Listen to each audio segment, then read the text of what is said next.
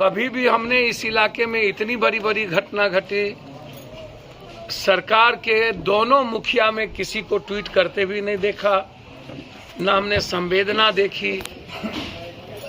अब जैसे इस इलाके में आप उठा के देख लीजिए, अभी इस घटना के पहले छपरा में घटना घटी गोपालगंज में, उसको बीजेपी के नेताओं ने पुरजोर हिंदू मुसलमान का कलर देने की कोशिश की। विजय सिन्हा है। इसी मीरगंज में कई बार घटना घटी, हम आ करके यहाँ गए, हमने मदद करके हम गए। आज तक सही में जस्टिस नहीं मिल पाया। बगल में मुखिया जी की घटना घटी थी, हम 12 घंटे के अंदर आए थे, जब उसका लाश भी जला था, आज भी मिट्टी पड़ी है। तो जब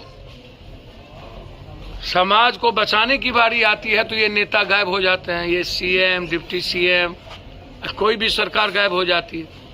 लेकिन जब दुकान चलाने की बारी आती है, राजनीति की दुकान और सत्ता और सियासत की बारी आती है, तब वहाँ पर इन लोगों को यादव, राजपूत, भूमिहार, हिंदू, मियाँ, बड़ा सवाल है हमारा। इस घटना के बाद एक घटना घटी, क्या इस घटना के बाद ऐसा नहीं है कि मुखिया जी नहीं मरेंगे? अभी तो कई मुखिया जी मरे हैं। अभी हम जस्ट सीभर में 9 मुखिया मरे हैं, जिसमें हम सभा 3 से 5 दिन पहले करके गए हैं पूरी सीभर के। अभी एक अत्यंत पिछड़ी जाति की मुखिया थे, कौन राय, जगदीश राय की हत्या की गई, उसमें हम गए। अभी एक सबसे गरीब मुखिया था बेगूसराय में, जिसको गोली मार दिया, दोबारा मुखिया बने थे, 7 गोली मार दिया। वहाँ से लौट के आए तो छपरा की घटना घट गई। मैं 2-3 बात हमको समझ में नहीं आया। गोपालगंज, सिवान, छपरा, हम बचपन से 90 के पहले, हम 83 में मुखिया बने थे, उसके पहले से हम आते हैं। हम आज तक इस बात को नहीं समझ पाए कि इस इलाके का समाधान जातीय ही क्यों है।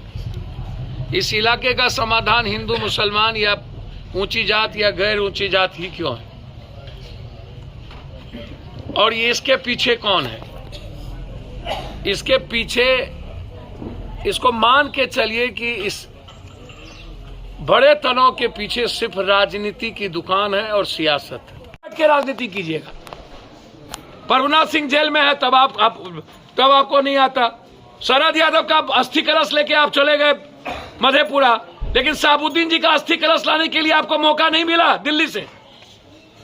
आपको नहीं लगा कि साबुद्दीन का भी अस्थि कलश सिवान पहुंचा दे, तब तो आपकी बोली बंद हो जाती है। राजनीति किस आधार पर आप कर रहे हो, हमको आज तक समझ में नहीं आई। कहीं छूत, कहीं अछूत। 400-1200 वोल्टेज नंगा तार हो गए साबुद्दीन और साबुद्दीन का परिवार, और लोग आपको अच्छा लगने लगता है। तो किस तरह की राजनीति आप कर रहे हैं गोपालगंज, सीवान, छपरा में भाई? या सरकार, आप सामाजिक न्याय की सरकार कर रहे हो, सबसे ज्यादा घटना बहुत वही लोग हो रहे हैं। और ये जो मठाधीश लोग हैं, बड़का बड़का दारू गांजा जमीन से पैसा कमा लिया, कोई राजपूत हो गया, कोई यादव हो गया, ऐसे लोगों को जेल में क्यों नहीं ठूसते हो?